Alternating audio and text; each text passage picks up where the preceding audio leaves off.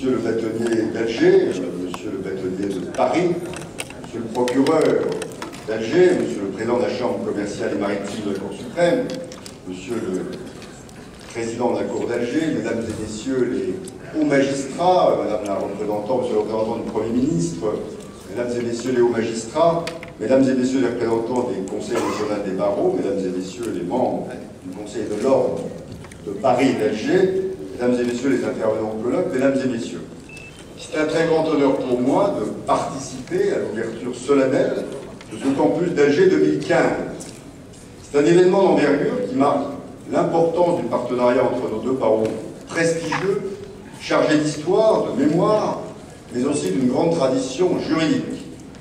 Je remercie toutes celles et tous ceux qui ont contribué à la complexe préparation et à la réussite à venir de cet événement qui participe de cet approfondissement très fort de notre relation bilatérale.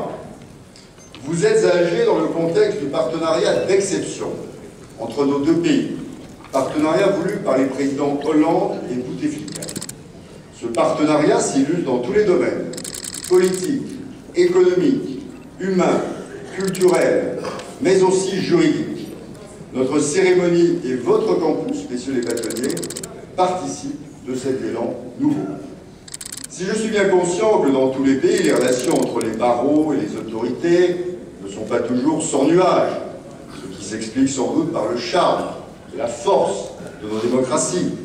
Cela s'explique avant tout parce que nos avocats sont des acteurs majeurs de tous les grands combats de nos sociétés, défenseurs des citoyens, défenseurs de toutes les libertés, artisans essentiels pour la structuration de l'état de droit. C'est dire combien il était naturel que les deux barreaux de Paris et d'Alger, mais tous les autres barreaux d'Algérie, avec d'autres barreaux de France.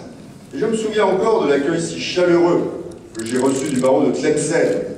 Et bien que tous ces barreaux puissent développer des deux côtés de la Méditerranée des liens d'amitié, de coopération, d'échange et de partage confiant entre hommes de loi, entre confrères, partageant la même vision de leur mission. Il est vrai que nous avons en partage une histoire, une géographie, une langue, une culture juridique qui rend naturelle sa compréhension des enjeux juridiques. À l'heure où le droit, toujours davantage internationalisé, connaît de moins en moins de frontières, il est majeur de maintenir des traditions juridiques et celles que la France porte en Algérie sont naturellement fondamentales. Vous allez au cours de ces deux journées aborder des thématiques d'actualité passionnantes qui sont d'ailleurs au cœur de mes préoccupations comme ambassadeur de France en Algérie.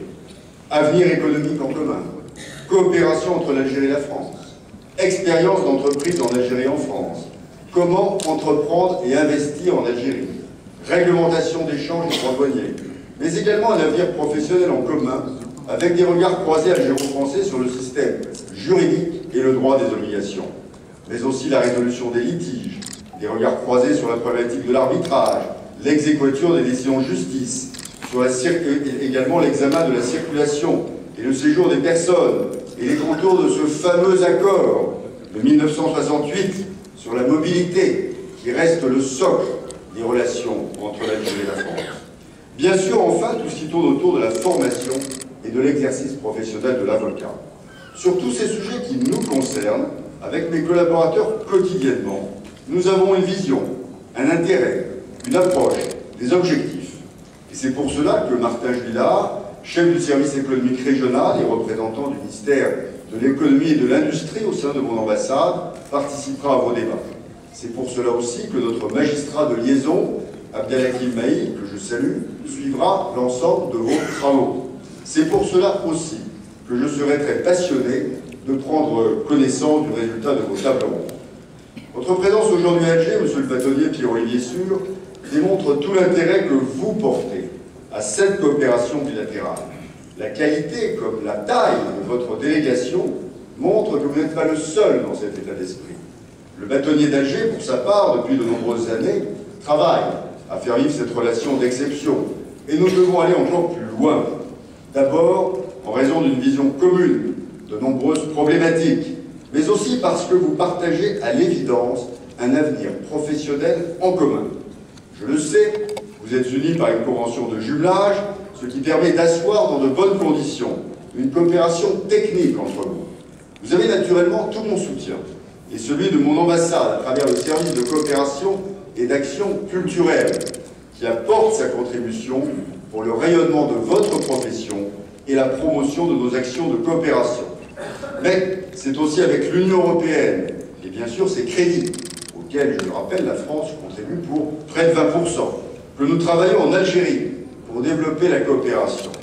Bruxelles a ainsi accepté pour la première fois de consacrer un budget dédié à la formation des avocats en Algérie.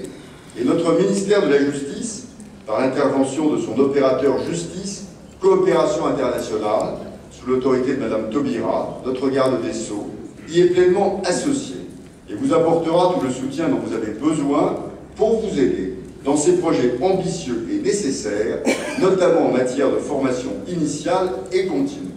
Je me réjouis que ce programme soit également pleinement soutenu par le ministère algérien de la Justice, dont je salue chaleureusement tous les représentants. Et puis je suis informé par ailleurs des rencontres entre le Conseil national des barreaux français et l'Union nationale des avocats algériens afin de nouer de meilleurs liens entre les deux professions. Mesdames et messieurs, ces projets sont essentiels à mes yeux, car ils contribuent au renforcement de l'état de droit et d'une justice respectée, crédible et qui inspire la confiance de tous les opérateurs dans nos deux pays.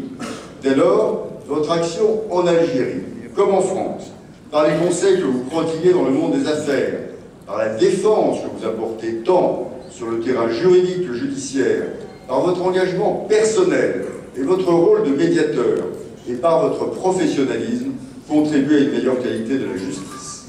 En Algérie, les dernières réformes portant sur la justice démontrent toute l'importance de la place de l'avocat dans les procédures judiciaires et dans l'état de droit dans ce pays.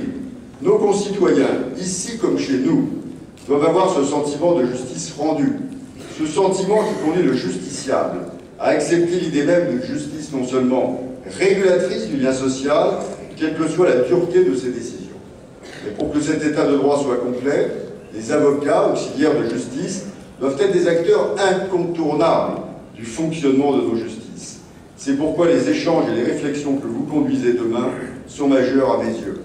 Majeurs pour l'approfondissement des thématiques que vous traiterez.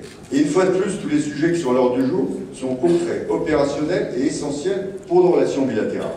Majeurs parce que conforter l'état de droit dans nos pays est la meilleure réponse à tous les risques de dérive, d'extrémisme ou d'atteinte aux droits fondamentaux des citoyens.